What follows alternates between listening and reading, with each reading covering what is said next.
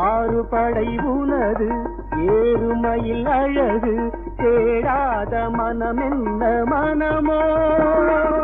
வேல் கொண்டு விளையாடும் முருகா வேதாந்த கலைஞான தலைவா திருநீரில் தவழ்ந்தாடும் பாலா உன்னை பாடி பாடி மகிழ்ந்தேன் திருத்தணிகை வாழும் முருகா உன்னை காண காண வருவேன் என்னை காத்து காத்து அருள்வாய்.